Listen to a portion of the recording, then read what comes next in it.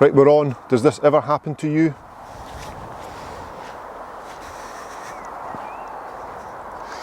Got a long way to go. Take 3 wood out.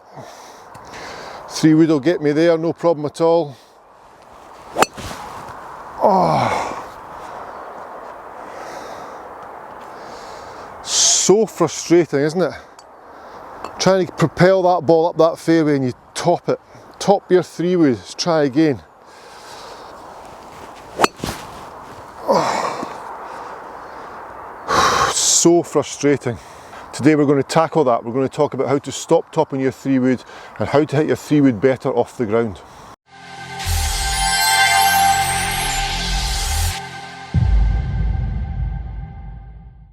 So the first thing that happens there, the golfer tries to hit the ball as far as they possibly can. I mean, we've got 3 wood in hand after all. It's our least lofted club we're going to hit off the grass. It's 14.5 degrees, it's got a long shaft, so it's asking to be hit hard.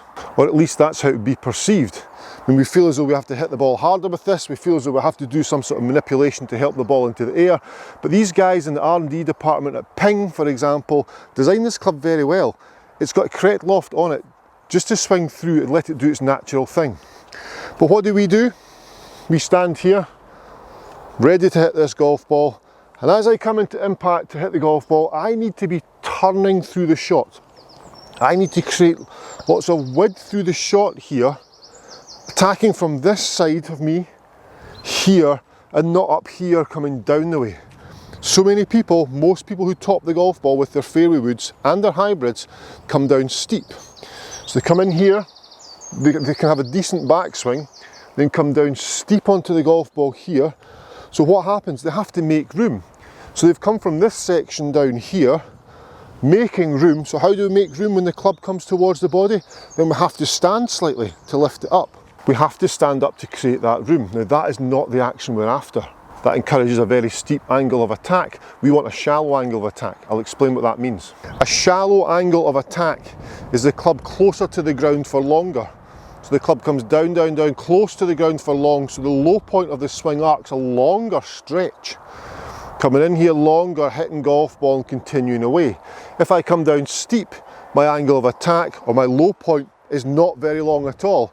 I come down here steep on the golf ball, so it's very much a V-shaped swing. I come down, low point and back up again. Or I can come in shallow angle of attack, turning, turning, turning. Low point seems to be very long and stretched out. And there's much more chance of getting this 14.5 degrees loft onto the golf ball. Coming down steep, when we top it, we use the leading edge of the club. So we're striking there, the bottom's out. We hit the top of the golf ball using the leading edge. We need to get the golf ball to hit the face. Shallow angle of attack is going to make that happen. Shallow angle of attack is going to make that happen. So there, hands are behind my body. I need to make the room, not by coming down and standing up to make room. I need to make the room from here by turning body through. So if I can turn and feel as though my hands are low and behind me, I take club back, my hands come low behind me here and then turn through. So there, low behind and turn through from here, which is a complete opposite of having a good heave at it from there and in here. Getting the hands low behind the body.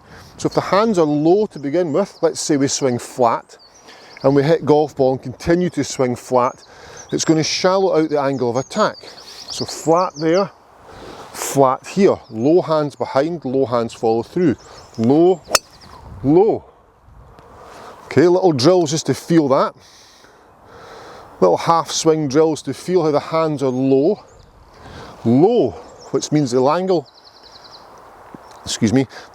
of the shaft is flat. At address, it's the second least upright club in your bag.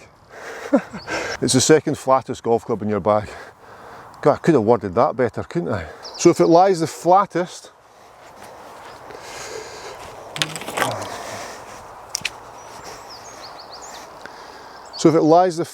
there's my wedge, which is the most upright. I want to make sure I've already got a head start. I want to try and return back to that static lie angle. So I can do that by the hands behind, low hands, hands behind. But what do? we go behind and then we lift up. Here, the club gets to its low point, pre-impact, and then we hit back up the way because we've made room this way instead of making room that way, keeping the lie angle of the shaft nice and flat. Lie angle of the shaft flat at address, that's what it's designed to be. Low hands, lie angle flat, low hands.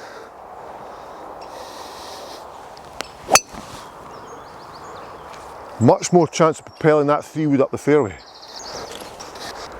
Just grab some more balls. So that's the practice drill. So the drill is low hands behind. Be aware of where the lie angle is at address. Where does the club shaft lie in relation to your wedge? Grab your wedge, have a look at that. You'll see how much more upright your wedge is compared to your 3-wood. Make sure you can try and get back into that position. Now the body turning through is going to help that happen. The body turning through is going to help. Address position, good. Where is the lie angle of my club? Well, it sits quite flat. Sits quite flat, let's not ruin that. Hands behind, hands behind, hands behind. Lie angle flat, hands behind. How do you get the hands behind over here though? Well, I have to turn the body, and turning the body through is what's making the room that I need. Instead of being up here and making that room, or making room that way. Hands behind, turn body to lie angle, turn body to keep hands behind. Here we go. Now I'm just hitting little 3-woods up the left hand side of this fairway all day long now. Really enjoying that actually. But you can see the difference between that position there, behind, turn there, than there. Steep, trying to help. Steep, trying to help. Oh, topped it. Because I was trying to hit it 300 yards and I was trying to make sure I got up there. Excuse me. I had no awareness of lie angle. I had no awareness of where my hands were. Hands low, behind the body. Turn to get the lie angle back to address position. Keep turning to get hands low. Good job. And we're going to hit 3-woods, no problem at all. Viewers, if you've subscribed to my channel, I really appreciate it. Please hit the bell notification as well to make sure you get instant notifications of all my videos. The thumbs up button, that's always a little treat. Click that, that helps me with the algorithm of YouTube, which gives me more subscribers, more views, more clicks. But subscribe, let's catch Rick Shields 1.9 million or something. Let's catch him, shall we? I'll see you in the next video. Thanks.